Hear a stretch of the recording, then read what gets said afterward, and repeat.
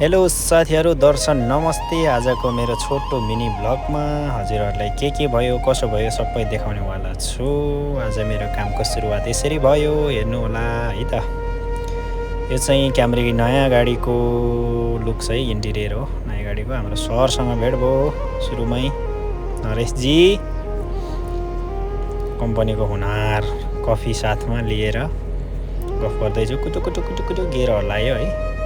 चाहिँ नयाँ गाडीको इन्टिरियर यस्तो छ, इन्टिरियर क्यामरी गाडीको है, एकदम कमलो स्ट्रिङ, चाबी पनि एकदम सेक्सी खालको छ।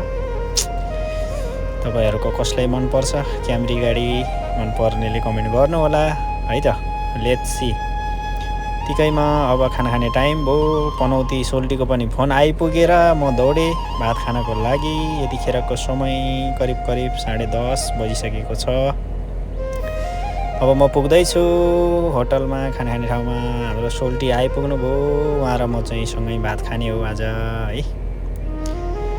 सरले गाडी पार्किङ गर्दै हुनुहुन्छ है। क्यामरी गाडी मेरो चाहिँ इनोभा है, भ्यात्ता परेको गाडी छ। फ्यामिली गाडी भने उहाँको चाहिँ सानो गाडी रहेको छ। हेलो ध्रुवजी, के छ खबर भन्दै थिएँ मैले। सरलाई थाहै छैन मैले भिडियो बनाइरहेको। हाम्रो फाइनल्ली आइसके मटन पुलाउ एक थाली है, दुईजनाले मगाइसके। अब चाहिँ हामी खान्छौँ, कस्तो रहेछ खाइसकेपछि बताउने छु। अगडम बगडम टन्नै आयो। लौ लौ लौ लौ मटन पुलाउ फर्स्ट बाइट। आहा, गजब गजब गजब मिठो थियो है, एकदम मिठो। दुईजनाले गम एक थाली हाने, हाँस्दैछ। सोल्टी हाँस्दैछ एउटै थालमा, दुईजनाले बजाए है। मिठो मिठो।